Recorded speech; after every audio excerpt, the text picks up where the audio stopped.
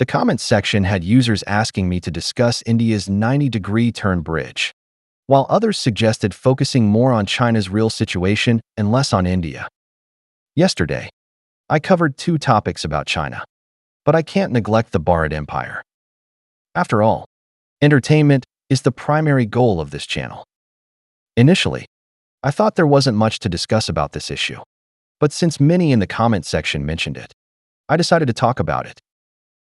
First, regarding the bridge itself, I think there's no major issue. Yes, a 90-degree turn is somewhat dangerous, but this is a pedestrian overpass, and it's very short. Vehicles here would definitely slow down. Although it's not very convenient, it's unlikely to cause major accidents. I even think it forces Indian drivers, who often drive recklessly, to slow down. Don't think I'm joking. If you follow this channel, you may have seen my translated videos of Captain James, the crazy pilot, who said that in India, you can drive without a rear-view mirror, but not without a horn. Indian drivers don't follow traffic rules. Their vehicles are heavily overloaded, tilting at extreme angles, yet still driven, and car horns blare constantly across the city. So, I believe this bridge's design suits India's conditions perfectly, and there's no need to make a fuss. Compared to bridges that collapse right after being put into use, causing dozens of deaths, this bridge is negligible. India's bridges, dams, and other infrastructure are often severely delayed in construction but collapse soon after being used. Honestly, this 90-degree turn bridge looks quite sturdy. Second, we shouldn't judge India by the standards of a normal country. In a normal country, would you see large numbers of adults defecating on streets or beaches in public? In a normal country, would you see people relieving themselves upstream in a river while others wash or even brush their teeth downstream? In a normal country, would you frequently see news about people violating goats, lizards, or even car exhaust pipes? Would a normal country announce a lunar South Pole landing or space docking with animations? Would a normal country's leader boast live about their space superpower plans just because their astronaut hitched a ride on a U.S. commercial spacecraft to a space station?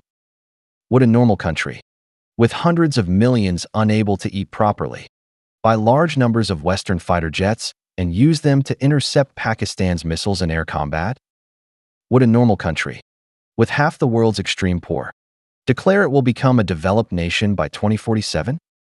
Would a normal country's people suspect others are jealous of their living conditions, which are poorer and dirtier than Africa's? Would a normal country protect fraud as a complete industrial chain? Would a normal country lure foreign companies to invest, then extort them with tax audits? I could ask over 200 such questions.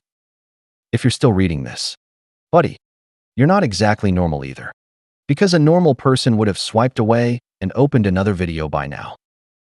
Next, let me show you an interesting device, an aircraft carrier tow tractor. This equipment is used to tow planes on a carrier deck to the right position.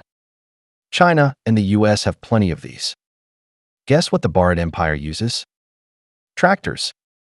Yes, you'd never imagine seeing agricultural tractors on an aircraft carrier. Now look at this chicken. Observe closely. It's inside a warship, with English markings.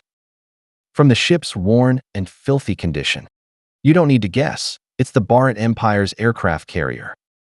We've heard of navies keeping cats to catch rats, but keeping chickens for protein? That truly pushes the limits of human imagination. Think these trivial matters reflect the full strength of the Bharat Empire's navy? You're wrong. The pride of the Bharat Empire, the Vikrant aircraft carrier, experienced a septic tank explosion while docked, covering the entire ship in feces, which took ages to clean. Yes, this is the only aircraft carrier in human history bombarded by feces. Its construction was repeatedly delayed, launched 3 times, and mocked globally for insufficient power during its first voyage. Even today, it lacks suitable carrier-based aircraft, relying on outdated MiG-29s to save face.